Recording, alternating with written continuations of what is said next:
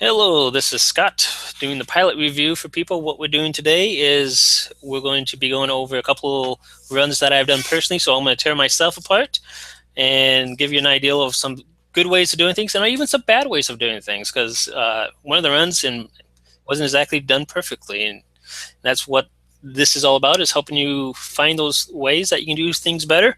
Joining me today, I got Timberwolf, Hey, how's it going? and we're going to go over these things. And I got a few tips and pointers. I've even got some notes of some things that I want to point out. What we're going to do here, as you can see on the screen, I got my scimitar. It's kind of cloaked right now.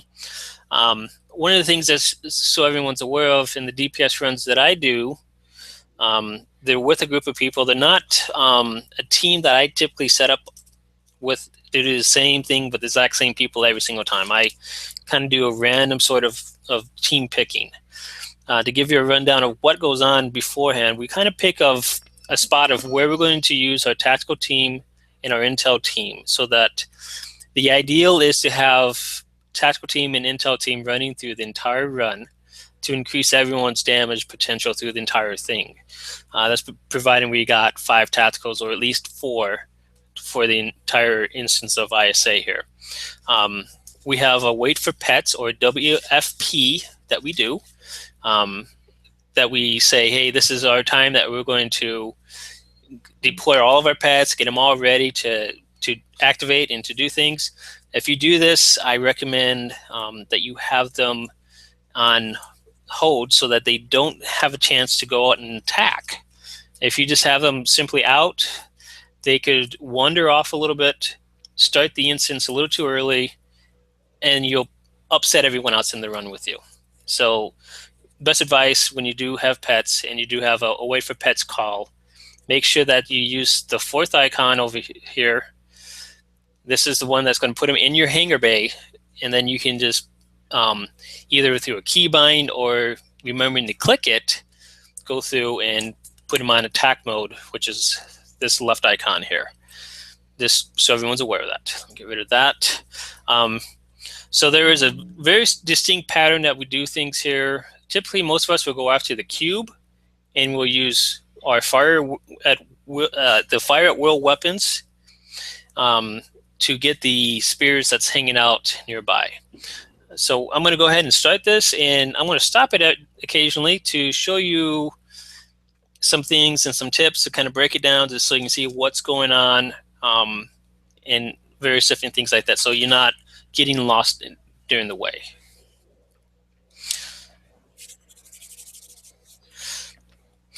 And you see right here, I'm decloaking. One of the reasons for cloaking and decloaking is it gives you damage boost, so that you do a little more damage shortly after you decloak.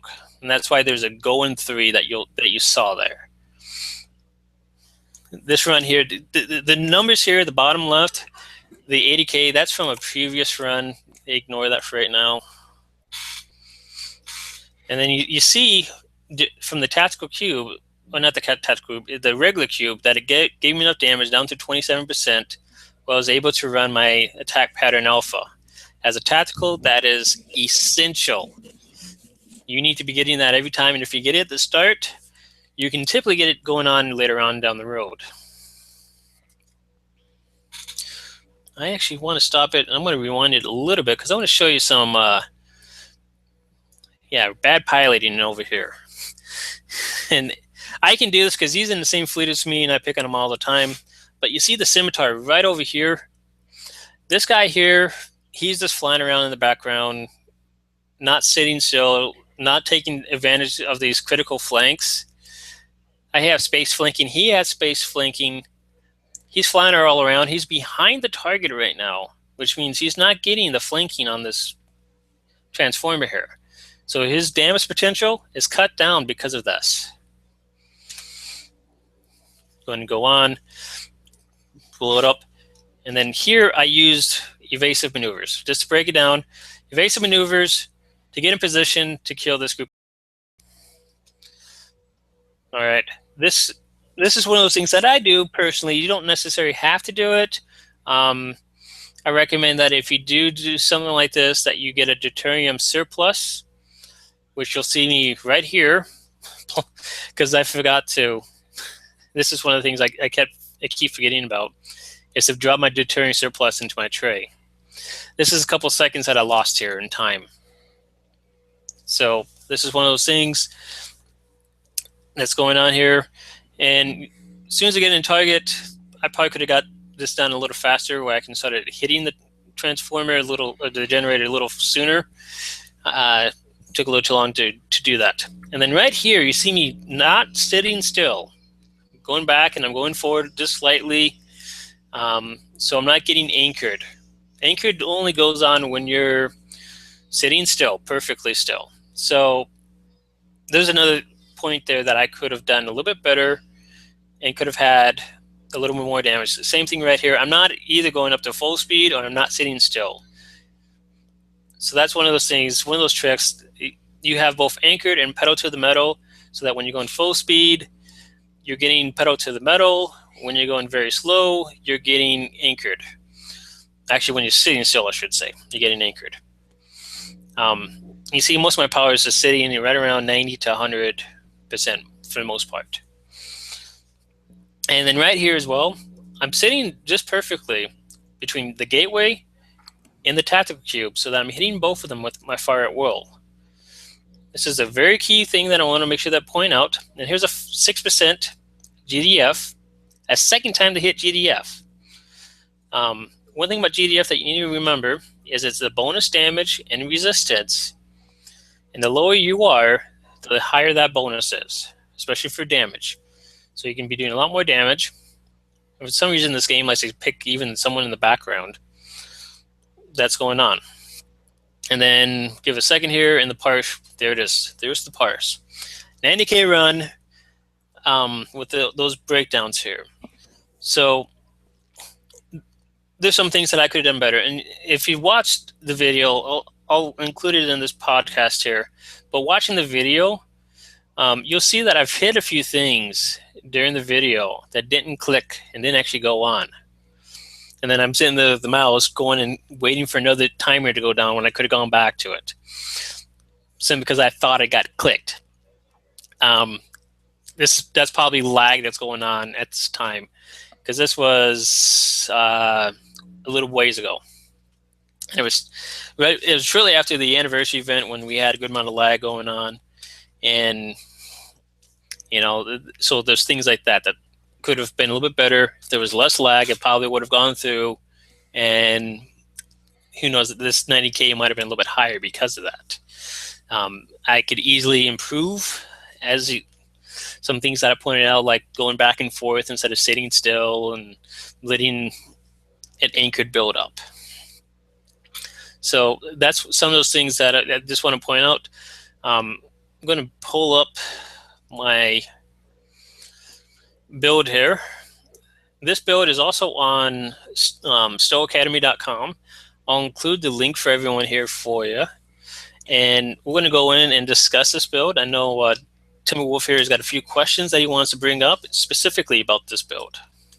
Oh, yeah. And these are going to be questions that the moment you look at this build, you're going to want to know the same things. First off, you're going to notice that he's got abilities on his bridge officers that do not match up with anything he is running. Primarily his torpedo. He has 2 torpedoes. Or no, 1 torpedo, 1 cannon. Yep. And while that doesn't make any sense to the average player, I know exactly why he has them on there. And that is to activate Inspirational Leader. And the big thing on that is every ability you activate has a chance to do Inspirational Leader, which if you get that to proc 3 times, that's plus 30 to all stats, which improves your Plasmonic Leech, it improves your damage, it improves your criticals, it improves your shields, hull, everything. It's a literal improve all. So you might have some wasted ability space, but at the same time, you have the chance to proc something that's helping everything all at once. So it is a decent trade-off. Yep. And I also want to point out one thing with this. It's not just being able to strike Inspirational Leader. Neither one of those is going to trigger a cooldown on my beam weapon fire at will, or either my attack pattern or the tactical team. So that's the other advantages of using a cannon ability and a torpedo ability, so that you can get both of those without causing a cooldown time. Because if you launch like one beamfire at will, if you had beam overload, or like in my case, a second fire at will, that one goes into a cooldown timer for the duration until it comes back up and it's ready.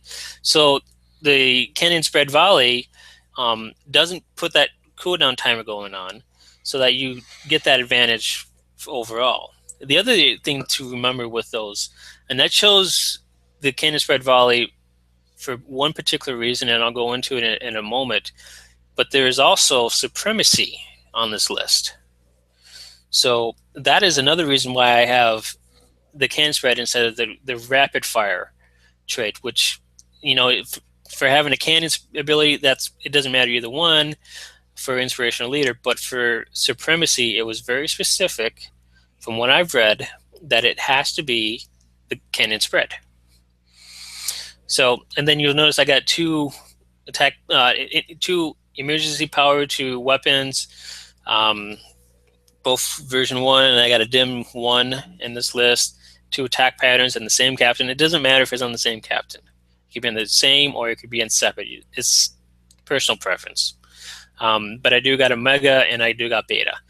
The reason I only got 1 beta is because sometimes in the runs that I'm running, there could be a recluse or 2 that joins with me on any given occasion. And they're going to be spamming attack pattern beta, and I could all of a sudden be throwing out attack pattern beta 3 that is getting wasted. And so instead of that, that's why I got the Omega 3. So that's some of the things to remember. The other thing here is I got the Tychon's Rift. That's to help drop the shields on the tactical cube specifically, so that I can get more to the juicy inners of the tactical cube. You can use this early on. It's just got a longer time on it, so you got to remember that. The only thing that's really different on this list versus what's actually in my build is this red matter capacitor. It's actually not there. It's been replaced by the Gem Pro Negotiator. So that's one thing as a note. Compared to some other builds like, and actually thought I changed this. Actually got the Romulan engines in here anymore with the new Kara deflector. Yeah. I use the, I bounce back and forth. I need to disclose this. I will bounce back and forth between Nuakara and Assimilated. There is advantage to having both of them. And one is good for healing. So like if I go into like a 10K run that's actually got 10K members in there that's trying to get up into 30K groups, I will take a little bit more damage, so I need a little bit more healing to make up for it.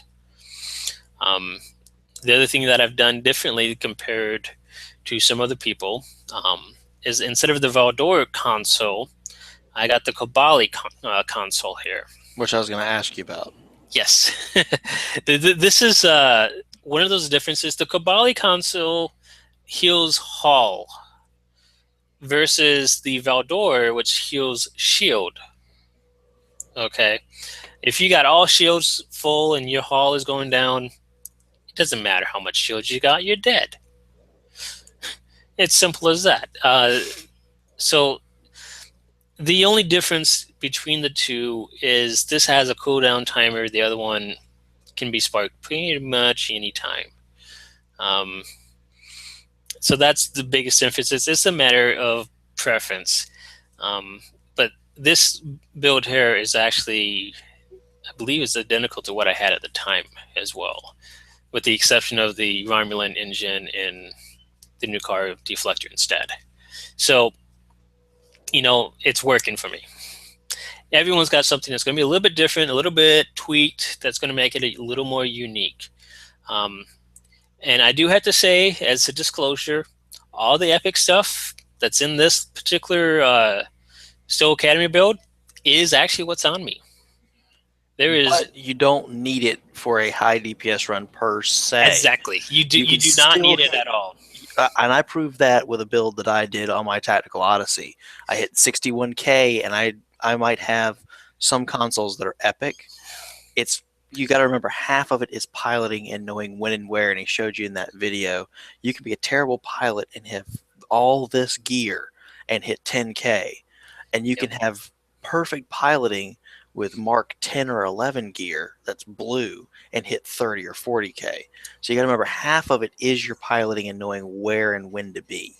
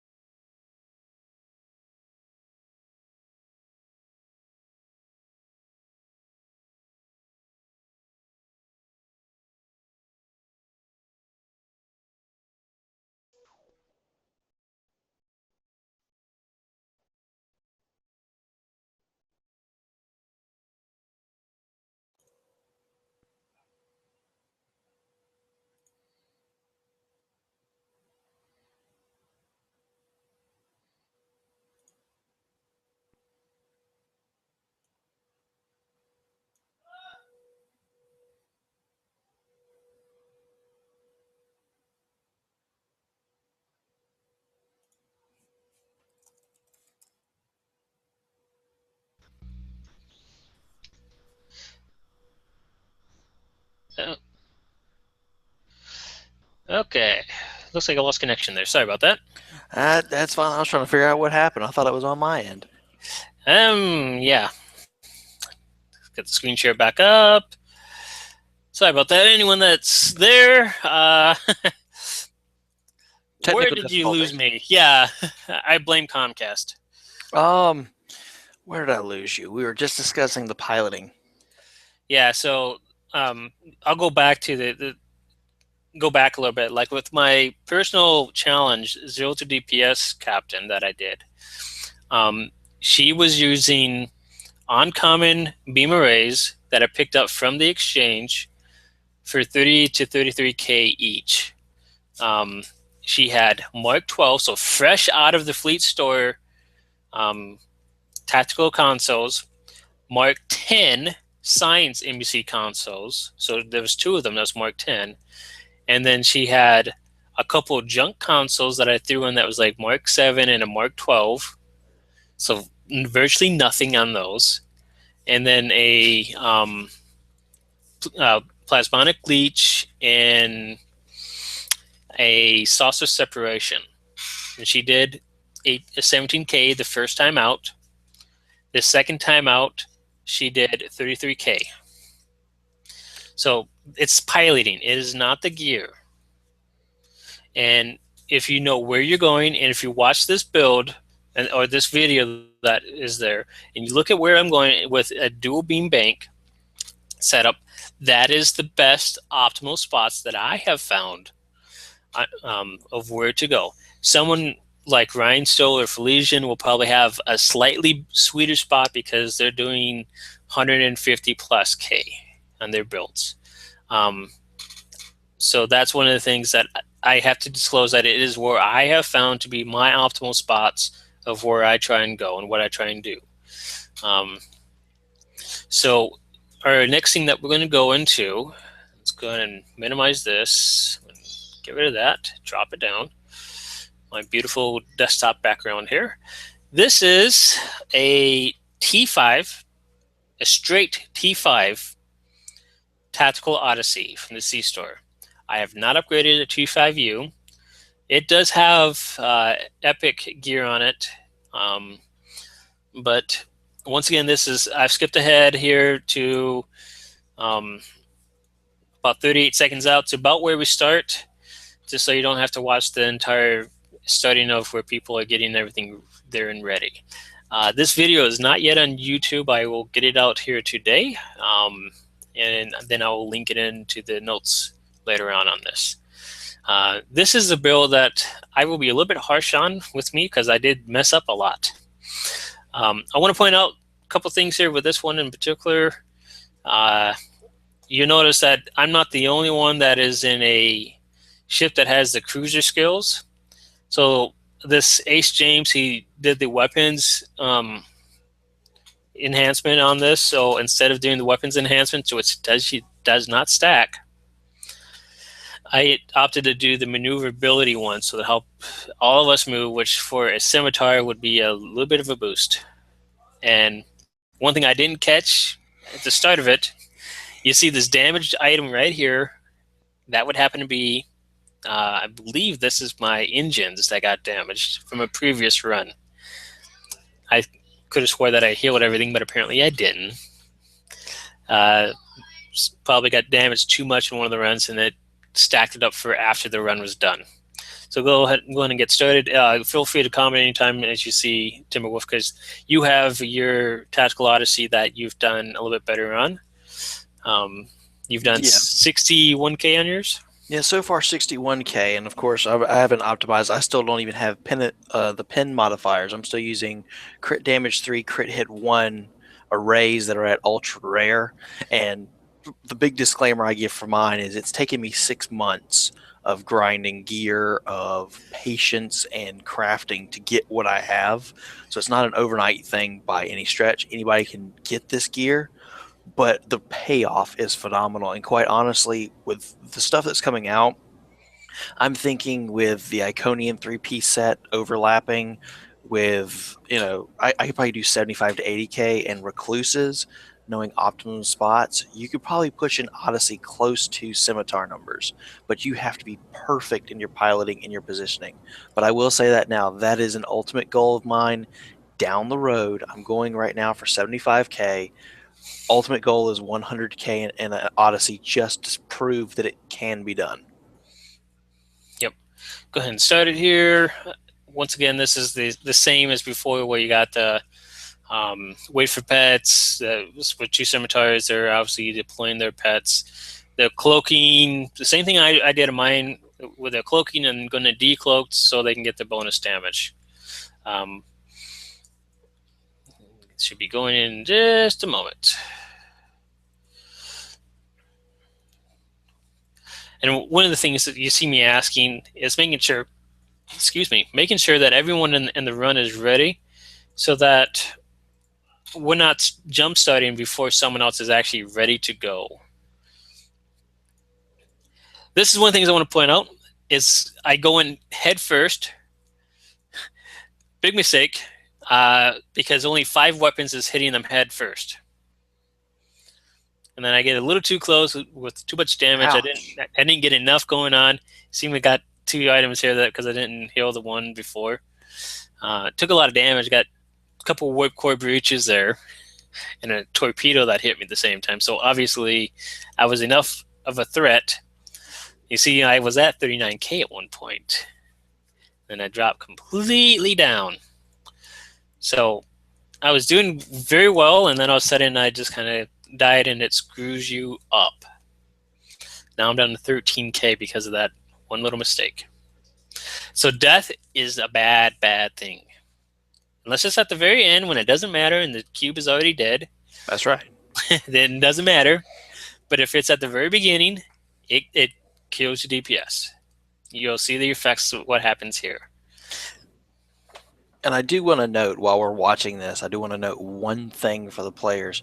One thing he is proving with this build right here, with what he's doing, this is a T5. We're not talking about a T5 you upgraded. We're not talking about a T6. We're talking about a plain T5. Now, granted, it's from the C-Store, but think about it for a second. T5 Tactical Odyssey, it's not upgraded. It has no extra bonuses, which means T5s are still viable. A lot of people were afraid with Delta Rising that, especially mirror ships, the mirror universe ships, those you used to see them all the time. Those were the go-tos a lot of times. Yep. Now you don't see them at all. This video is proving, built right, your T5 mirror universe whatever can still hang. It can still do. Now it might not be able to have some of the awesome abilities out there that are available for these upgrades, but you gear it right, and as you can see, you don't need it. Yep, exactly. You can still use the mirror ships for, because a lot of people use them as the temp between going from level 50 to their final end ship, and you don't have to not use them anymore. If you got them stacked up, use them, because they're still just as good. You see me still once again, moving back and forth. I'm not sitting still. I will disclose this is on a first run, so I'm not exactly warmed up in the game. Um, and by warmed up, I mean I haven't been able to run a few, get my fingers all ready to really kill. So this is a good example of someone who's not ready to do things, and because of it, I'm not used to this ship as well. I'm used to the scimitar. The scimitar is what I fly 90% of the time. So this is one of those things that you can definitely still see that there's improvement. This is not my best run. My best run is on this Odyssey is a 34K, and there it is at 24.9 for a T5 ship. That's not bad at all. That's enough to do everything. And considering that pre-Delta Rising, the best that you could see a Odyssey do was 25K. I can reference Jonathan Holmes and his builds with crit damage 3 disruptors. That was the best you could probably get out of an Odyssey, was hovering around 25K, so that you still can use that same exact ship, modify the build slightly, and get 10K more DPS out of the same exact ship is astonishing. And it just shows how viable these older ships are. Now, of course, don't take anything lower than a T5. I wouldn't dare want to take like a T2 or something and build that.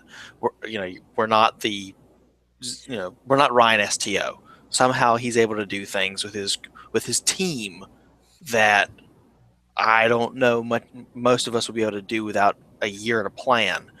But it does show that you can use the ships you have now without paying a dime to get a new one and still be viable in advanced queues. Yep. One thing to point out was what Ryan and them are doing. Ryan and company, as we call it in the DPS channel. What they do isn't a combination of one run and done.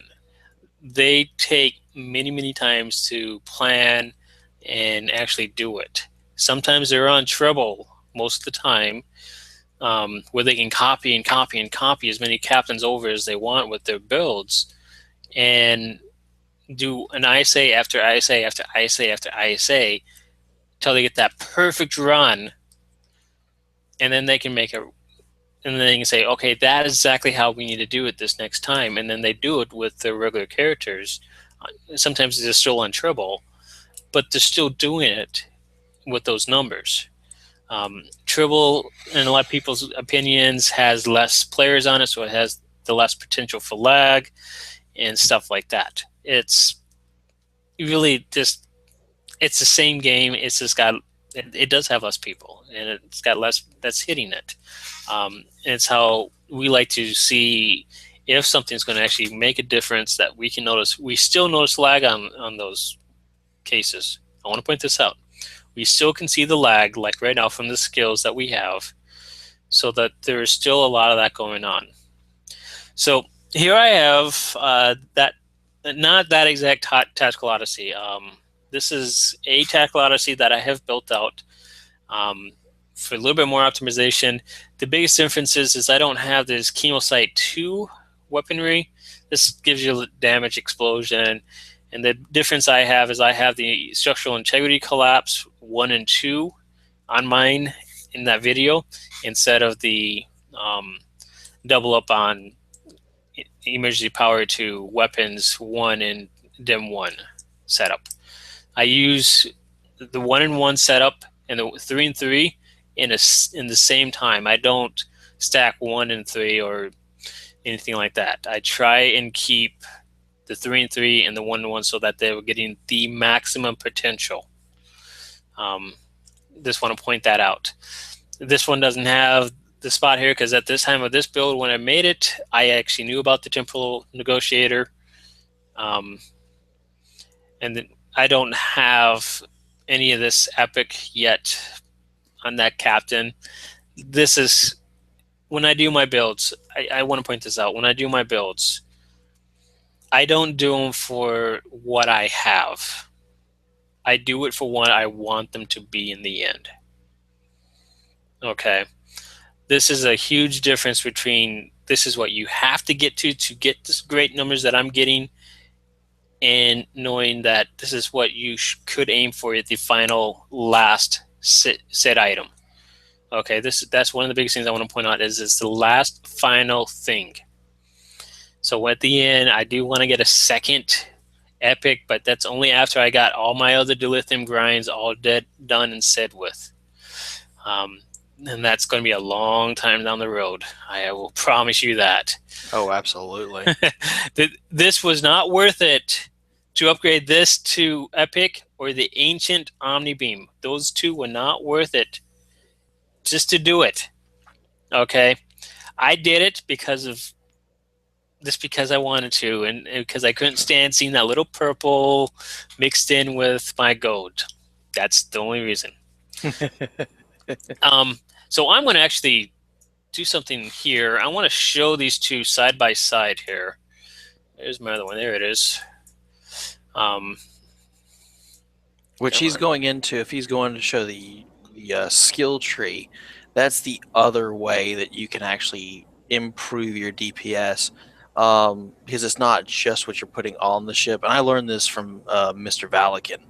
If you don't know that name, he does a lot of Twitch streams, and he does a lot of build advice. And one of the things that he did was skill tree, because if you're not properly speccing that skill tree, you're not making the most of your starship, of its weapons, its healing abilities. So you don't need extra healing consoles, you don't need extra buff abilities. If you don't spec that right, you can have the most fantastic gear around, but you're not buffing it all correctly, and you're not going to do it well. Yep. That is a huge thing. And you notice that I want to point this out because these skills actually are based upon other people's skills. The one on the left is what Ryan still uses for his build that he published in his Fleet Patrol Escort refit. The one on the right is the skill list that Felician uses for his Scimitar build. Okay, those are the two top players in the game. Without question, without argument, those are the two top DPS members. Okay, yeah. I followed their skills exactly to the T, and it has worked for me. I can see why Ryan has a little bit more to the hull plating and a little bit more to the maneuvers and a little less to the targeting system because, you know, after a certain point, you're going to get AC from other things and other sources. It's not going to really matter. And, you know, they both got the exact same amount, and this here for on both sides. The hull plating is really just for the damage that it gives you, so not the damage, but the resistance that it gives you, and there's only a couple of difference in points. They're almost identical in almost every single way. Felician favors batteries a little bit more. He happens to use them a little bit more than other people might use them, so he's getting a little bit more perk out of the batteries going on. And go down here. This actually is a little different now. I should actually, let me see if I can. Okay, well, apparently it's not wanting to drop it down. It's actually a little different here. I got grenades up to 9. Special forces is down to 3. And it might be because of my window here that it's not letting me change it. Squad team's up to 6. And that's actually what Felician uses for his ground skills. And he's pretty good on the ground as well in space. This particular setup here that I'm using is actually from what Jonathan Holmes uses on his builds. You kind of have to have these so you can light up this last column here. Otherwise, you'll run into issues there. So if you're using Leech, I want to put this out. If you're using Leech, you definitely have to have your flow capacitors to max. You definitely have to. I'm not. This is for me. This is not a matter of a question. It is a have to. Specializations. I didn't fill that out on the Odyssey, but the primary that I use on both of the captains is intelligence. Secondary is pilot. I want to point this out. My captain is level 58, so she has not yet made it to get the space flanking. So there is still a lot of improvement that she can make just by getting specializations going on here. Okay, this is one thing I want to make sure that is perfectly clear. There's a lot of room on this tactical build that I could be doing for damage. Go to the next in the traits. This is virtually identical on both sides. You'll see a lot of the similarities, and a couple of differences here and there. The biggest differences is astrophysics, and then the Romulan operative over here. Those are the two differences as far as the main traits here, but everything else is right on to the exact same, pretty much. I don't think there's anything that is not there and one that is in the other. The starship traits, supremacy versus Reprocracy. Hypocrisy. So that's the two differences between the starship traits. And technically on this captain here, she does not have pedal to the metal or the improved predictive algorithms. Okay. Still room improvement on getting both of those. She does have hypocrisy and all hands on deck. So those are the two that she does have. I don't have yet this final. It's from the Iconian Resistance. Haven't got that yet on either captain. I want to point this out. Neither captain has got this. Is it worth it? Oh, it's the only force thing that you can get.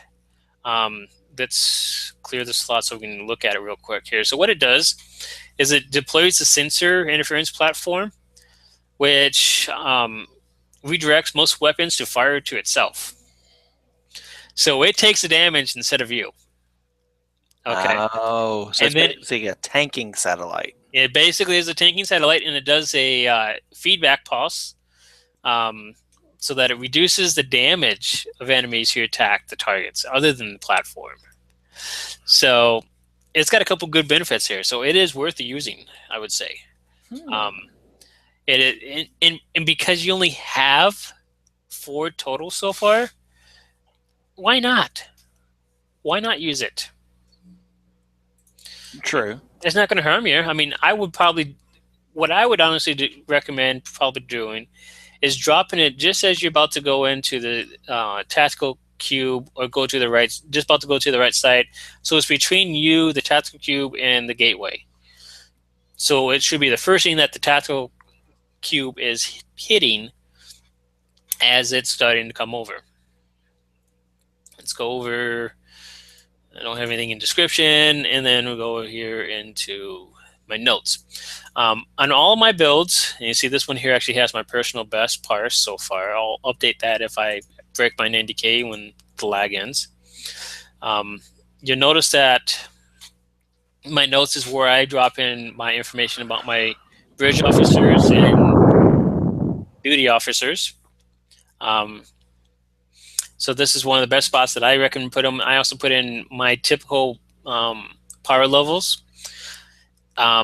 With your power levels, I want to point this out. When you got a leech, if you only had the option between leech and supremacy, and you put in a leech, you want to make sure that your power levels, when they end, so like this 123 here and this 59, 55, 56, when it ends, it needs to be enough so that your power from your leech gets you to 4 times 75, gets you to 75 on that power, so that you get 4 times 75 damage boost from your warp core that you got from your spire, right?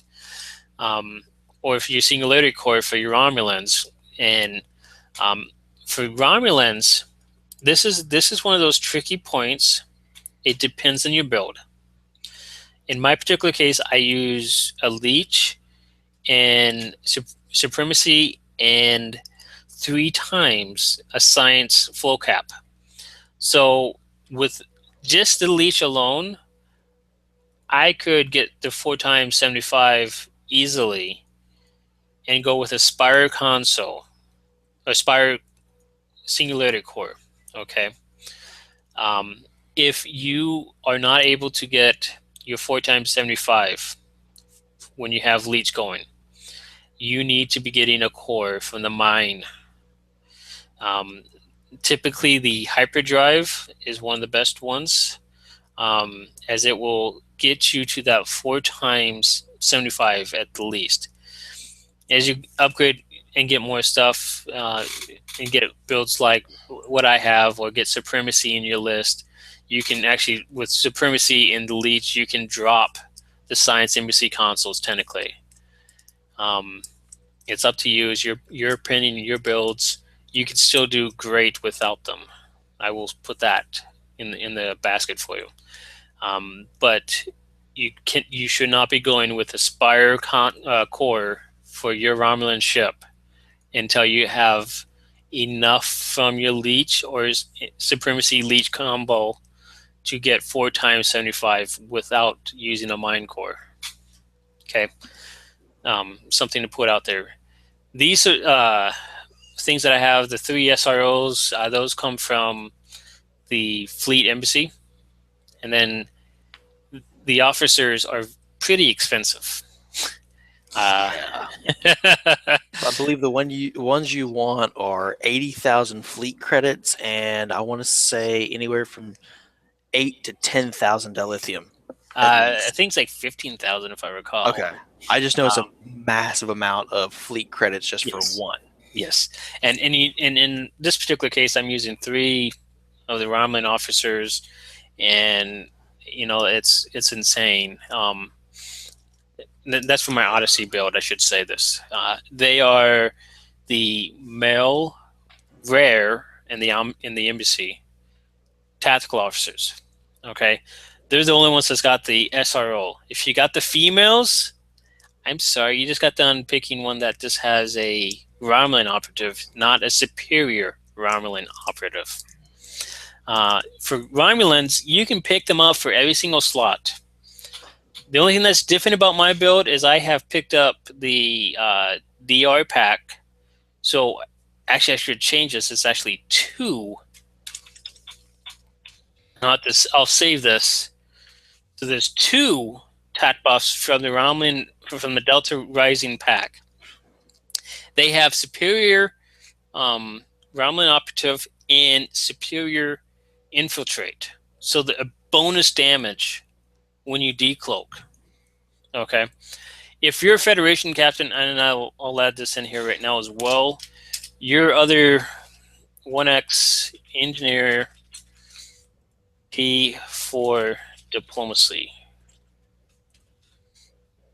and then a 1X science pirate, which comes from the new DR episodes.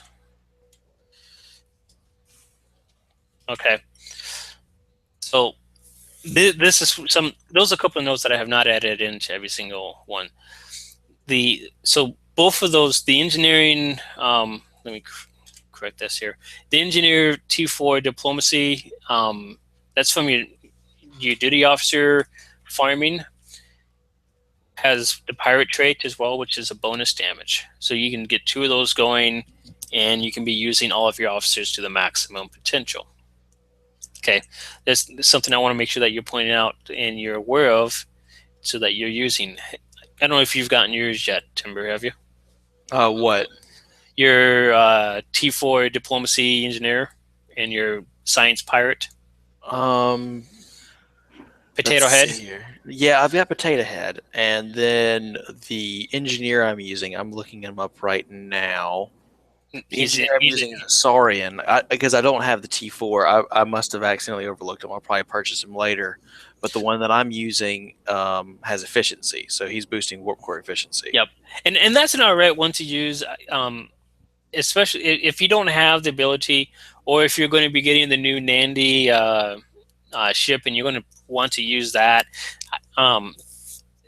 Then you can definitely use an efficiency one. That's a good one to use, because it's got 2 engineers on that particular ship. Because I think you'd only get one of the T4 diplomacy ones, if I remember right. But so that's one of the things to remember. T4 diplomacy, that is not the easiest thing to get up. It takes a while.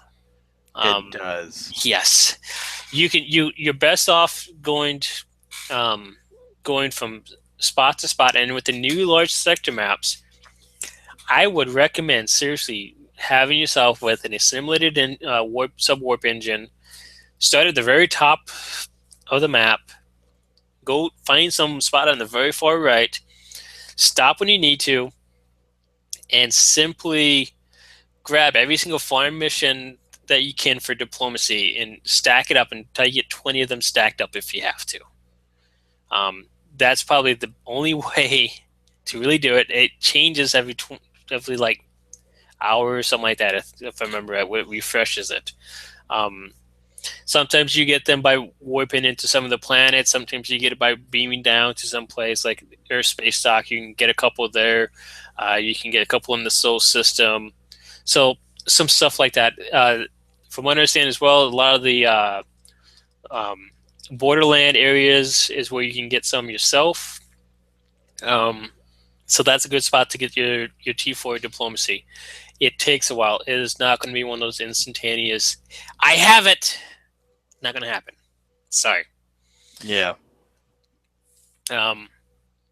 So I think that about covers both the builds here. They're both different. I like I said, on my particular captain that you saw the video on, it's not maxed out. It's not optimized. It's still a T5. It's not even a T5U yet. So I'm losing. Give an idea. I don't have this fourth tactical console yet. Okay, you saw it doing 24K just barely, 24.9.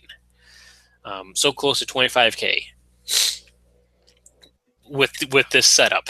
Okay, this is not something that you have to be using T5 ship anymore to do damage. It's your piloting that's going to matter most.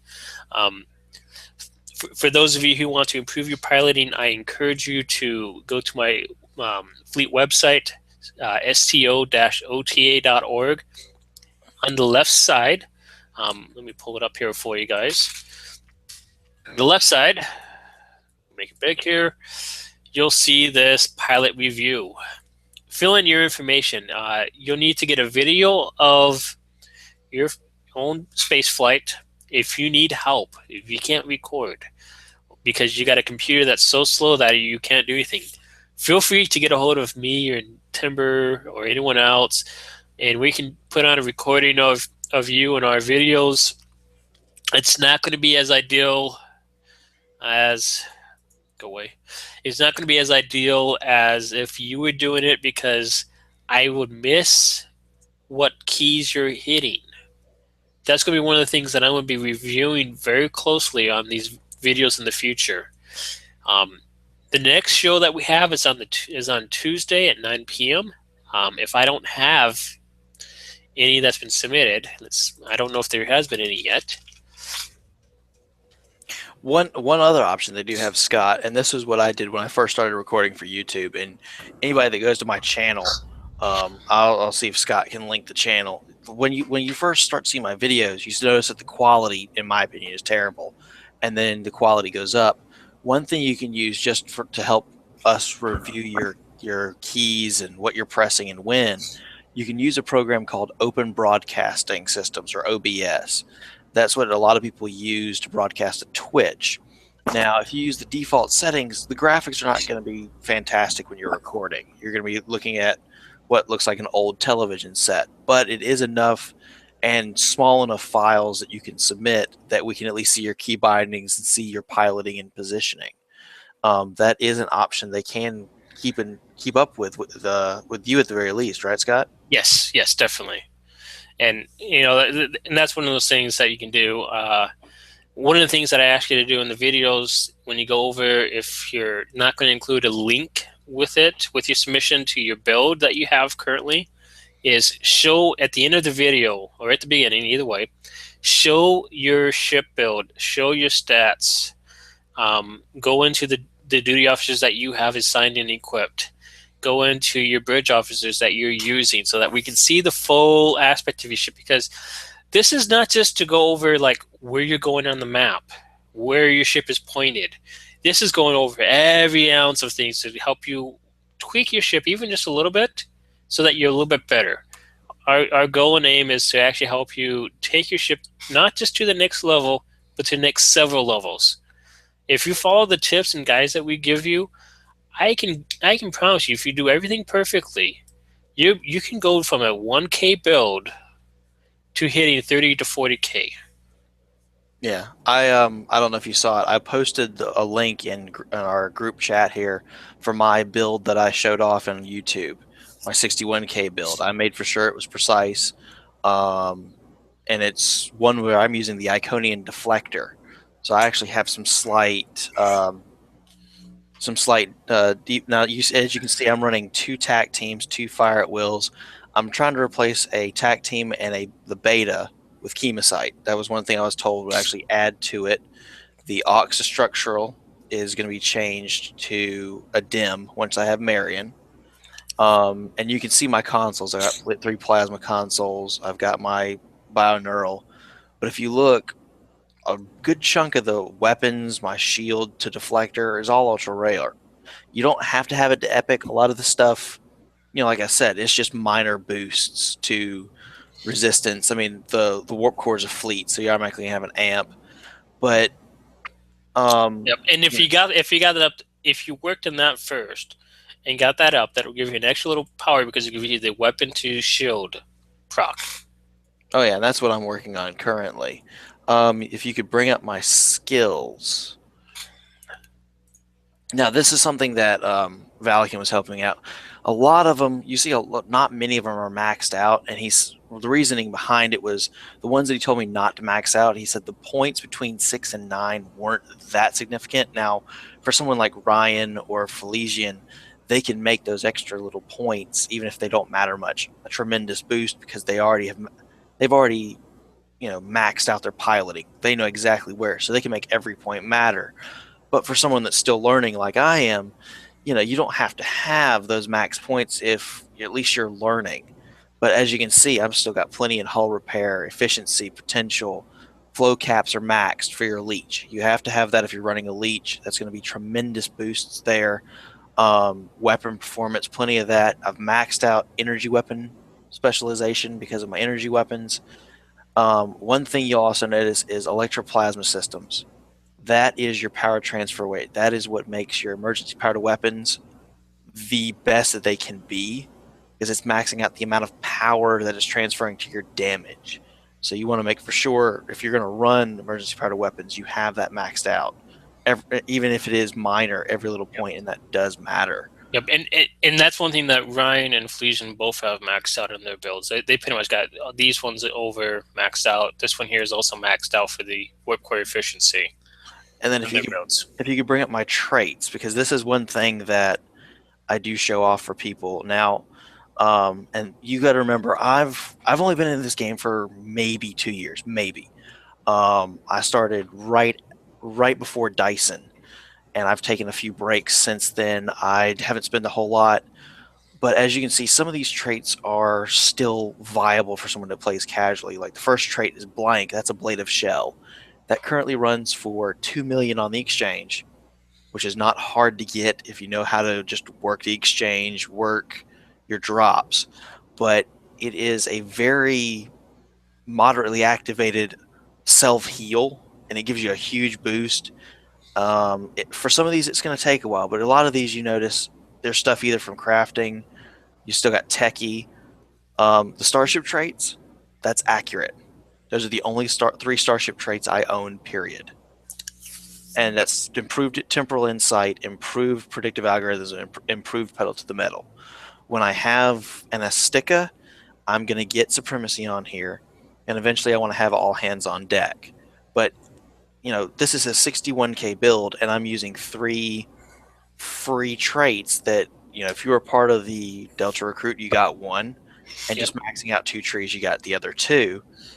And then just your standard space reputation traits for armor penetration, your enhancement to offense, crit chance, and crit severity.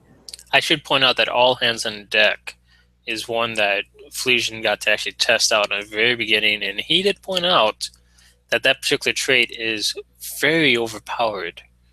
Oh, really? In itself, you might see yourself with a 10 to 15K increase. Ooh, nice. Okay, because it is doing a cooldown based upon activating a tactical or command bridge officer ability, and will reduce the recharge of your science bridge officer and your captain abilities. Which means So attack pattern alpha exactly, and your tactical initiative, so you can exactly. wind those down. Yeah, but So if this you is, get that, that's going to increase your damage. You can see yourself with another 10k boost right there. and then I think in either descriptions or notes, I have written down my duty officers that I have currently. Yeah, I don't know which one. there's Oh, description here. all right. Oh, well, it's not showing up on mine. Why isn't it showing up on my feed? That's weird. Hmm. Let me do that. No, it's still not showing up. Hold on. I know how to fix this. I'll simply bring up the build over here, and that way I know I'm looking at it. There you go. Um, So, one thing I should point out, there's a difference between a Federation and a Romulan captain, obviously. The biggest difference you'll see is the critical chance on a Romulan captain is easy to get up into the 30% critical chance. oh, And absolutely. you can still have 130 critical severity. It's so easy.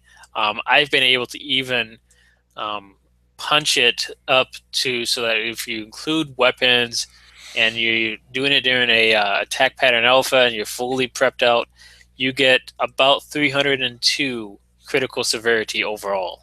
Yeah. Now I've got my. Of course, I had to misspell reduce. That I'm gonna have to fix that and save that. That's terrible. All right. So the big things are, because of what I was talking about with only having two chemosites and one tactical, you want two con officers to reduce that cooldown on tactical team. That way, it's popping fairly regularly. You get a Bada. Now you normally see Dalarine, which is a Tholian boosting damage to the Borg. Bada is another option if you troll the exchange enough, which some days that might be all you do is just trolling the exchange, because sometimes people will post things for the wrong price. I happened to get Bada for 300,000 K. That was Yep. it, 300,000 EC. Now, normally that particular duty officer can run 30 to 40 million. And Yep. I happen to look out for 300,000. You just have to keep checking it. Yep, someone forgot a couple zeros, and that's what Yeah. happens a lot with the exchange. That's what, like when you're talking run the exchange, we're talking, you're looking for these deals. Times like right now where you got the promotions going on for the Shishar, the packs are getting put out with as missing zero. I picked up 3 of those for 784k and resold them for 7.6 million. And then there's one way that you can make your money for these traits that you see, like Fluidic Cocoon, that can run 20 million easy. And you find the right stuff that you can resell, even if you do need it, you can resell it, and you know that you can get something you need and still be able to get what you want later on. Yep. The Warp Core Engineer to improve your power levels. You always want to make sure your power levels are high, just as he said. And then 2 damage control engineers to reduce cooldown on emergency power to X, which is typically any of the emergency power weapons too. It can go for shields and go for Ox, but for DPS builds, you want the weapons boost. Yep. And currently, that's my stats right now, is 22.3 crit chance, 129.4 crit severity. Now, before I switched those plasma consoles in, I was running one plasma console, and I had two other. I had the Dyson the 2-piece set, so I had a 3% crit chance from that, and I was also running the 0-point energy module. So I had almost 28% critical chance, but I was only hitting about 30k. One thing that does help your DPS, I will state it as a disclaimer, the plasma consoles, the plasma explosions will help. They will help you some. Yep. You're relying on luck with those to go off perfectly. Yeah. I can give you a perfect example I have done with those plasma consoles. I have hit a spike of 200k DPS with a spike. Now, it's one of those, it's a luck thing. It's totally by luck that 2 of those plasma explosions at the exact same moment hit for 100k each. which it has been noticed, the plasma explosions do tend to proc more when you're doing fire at will or scatter volley, Yep. because for some reason they have it as maximum accuracy and the proc rate goes up. I want to say as most as 40% just from visual observations. Um, but even without those consoles, if you're just running one or none, you can still average 30k. It's just adding those extra abilities, just like Chemosite. Chemosite has a 10% chance on energy weapons to activate, but the explosions of when they do is just like a plasma explosion. It's tremendous. Mhm. And just those little things that, you see they're expensive, but you save up for them, they pay off in huge dividends in the long run. And that's what I was saying. This build has taken 6 months to build. I've only had my TAC Audi since Delta Rising, like a month before Delta Rising. I started really building this a month after Delta Rising when I was level 60. And it's taken me since then to get to where I'm at now. And it's doable by anybody. You're going to be grinding dilithium, you're going to be grinding EC. You might have to spend some a cup of coffee or five on Zen and do that, but you can see it pays off. And then you work on the piloting. You can get 30k just out of piloting. You get the other 30k out of your build. There's 60k right there, and then you just got to improve on your positioning. Yep. Definitely. So that's some of those things. Hopefully, this all helps you out with um, improving yourselves. If you take what you've seen me doing here, you take either of our builds and you look at them. And I'll include Timber's build in this uh, cast once I put it up on YouTube here. You'll get that available for you so that you can take a look at them later on, and you'll be able to review them completely and totally. I hope that what you look at and you just think maybe there's something that you could be doing. Maybe you're going at those Romulans and the missions head on when you got beams in the back that's not doing any good for you. Or maybe you're trying to use a torpedo build and you have all your torpedoes in front and you got a couple in the back and they're never firing because you put your best in the back. Maybe there's something like that you're doing, and you could be changing a small little tweak here and there, and your small little tweak might increase your DPS by quite a bit. This is one of the things that I want to go through with you people to help you out, because that's what we're doing is we're helping out with the builds on like the Facebook groups that we're both admins on. We're helping people out with the builds, but very often we're saying, well, your piloting will have to increase. Well, how is it going to increase? This is how we're going to increase. Hopefully we can get some reviews here so we can continue doing these things and help you out with changing this a little bit here and there and making something a little bit better so that you end up with a unique way of doing it, and you can change your piloting even if it's just a little, and find that change that you've done, the difference between 1k and 40k. And that's what we want to do for you. That's what this is about. That's what we're hoping to accomplish here, is to show you exactly what's going on. In the future shows, I'm hoping I can not just explain this over live feed, but have you actually here in this hangout with us, so you can speak with us and discuss with us. Even if you have to close Stowe down for a few minutes, you can live without Star Trek Online for half an hour to an hour. All right, I promise you, it's not going to go anywhere. What you're going to get from talking with us face to face on this is going to be very informative, and it's going to be very influential on what you're going to do from that point on. Okay. Thank you all for stopping by. From this point on, we'll probably have a little discussion here. I'm going to leave this broadcast on. The main part of the show here is actually done at this point in time. Thank you for coming and joining us. Just in case we happen to go into a discussion here, things. I like this build though. It's very simple. It's very clean. I notice you got the Jevonite hard points. Not many people use that. I mean, I use them sometimes. I switch it out with a temporal negotiator. Yeah. A lot of times, it just depends on who I'm running with. And this isn't even the optimum build that I was given. Let me see if I can find that real quick, because there it is, right there. Let me link that in. Okay. This is the build that I was given. Yeah, because I can see a couple points here to adjust. A lot of people are starting to go with the 3-piece Iconian set. Yeah, that's what I was told, is you overlap that for the 45% damage. Yeah, The link that I was given. the biggest thing with the Iconian set though is to really maximize it. Is you have to have everyone in the group with you running it as well. I would probably put this in the aft. He honestly. said that the cutting beam is supposed to be in the aft, but It doesn't matter in the end. He's using all the same weapons and like the deflector shields, all that. That's all the same that I'm running now. Yep. The only difference is he's changed my Oxystrut to the Dim 1, Yep. 2 chemosites, and I mean he's used all the same consoles. TSS instead of. He said that I get better damage resistance out of that instead of just the Science Team, because I was using Science Team. Okay. One of the things that I use a Tychon's Rift, because it helps to drop the shields faster on the Tactical Cube, which is got the highest resistance in the Tactical Cube in particular. So the faster you can drop the Tactical shields down, the faster you can get down to the actual hull, which is where you can do the most damage at. Yeah, I was seeing that on your build. The big thing that comes in as far as the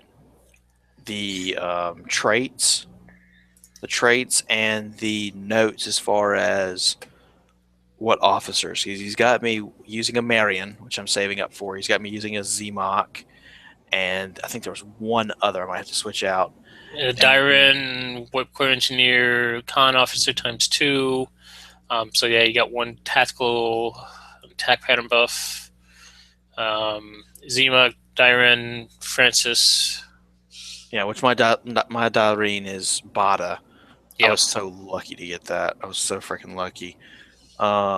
Yeah, basically I'm working on ZMOC and Marion, primarily Marion, because with two Dims cycling constantly, that's near constant 125 weapons. Yep, it looks like you still got some of the information from Jonathan Holmes' builds. Well, which is fine. Well, I used his original template to modify mine. Yeah.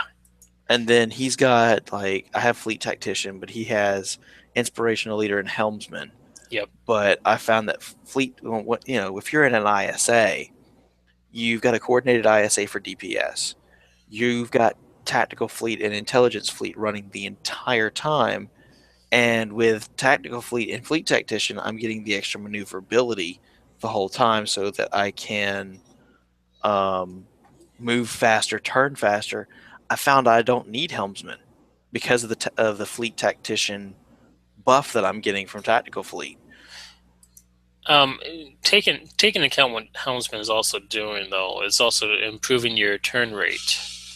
Yeah. So, well, I mean, that's what Fleet Tactician is doing. It also reduces the evasive maneuvers. Yeah. Well, like I said, what I've been doing to augment evasive maneuvers is deuterium. Yeah. I use both of them myself, and I bounce back and forth. I actually got to restock it on each one of my captains.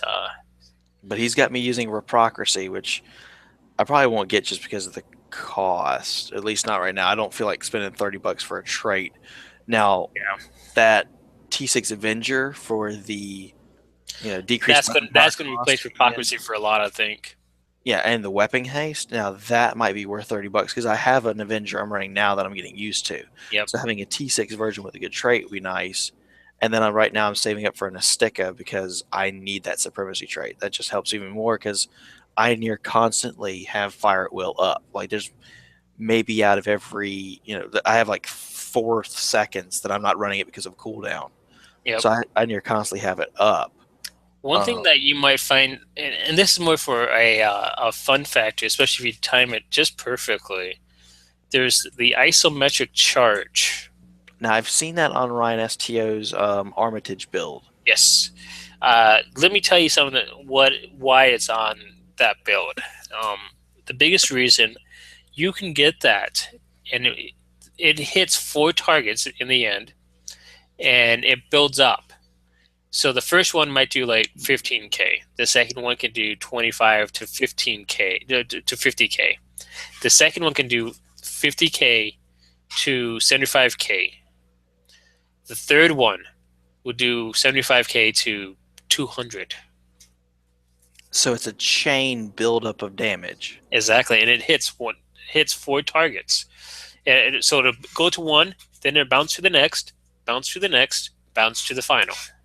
Now, where do you get that from? Is that something I can get off the exchange? It is something you get off the exchange. Oh, nice. So that's something you might have some fun with. And I would probably replace the Bioneural console with. Oh God, I love that thing. That'd be the first thing that I would actually replace to drop ban that isometric charge. To be honest, Dang, I love my bioneurals. it is nice, but if you notice any of my builds anymore, I don't use it anymore. I really I've ditched. In fact, I've actually ditched the Tachy converter too.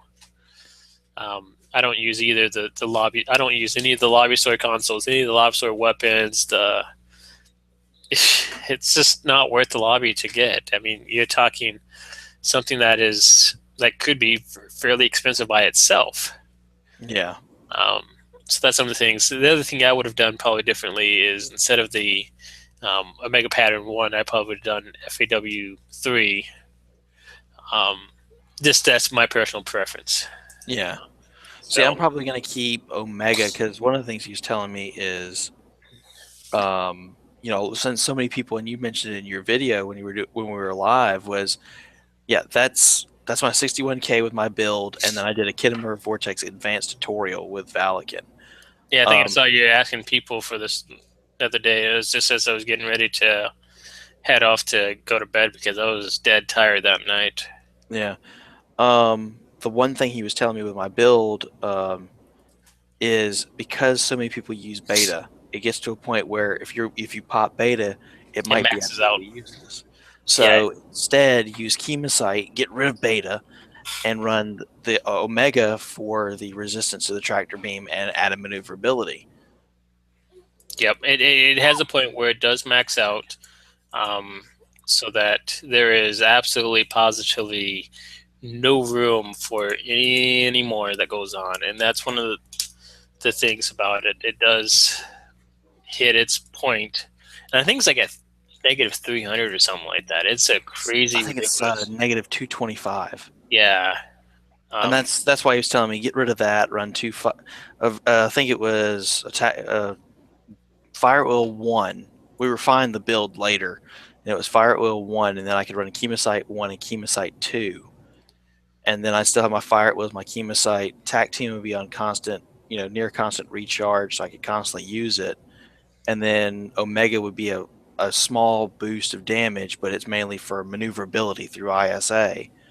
And then constantly popping emergency powder weapons and dim, just constantly popping those two. Yep.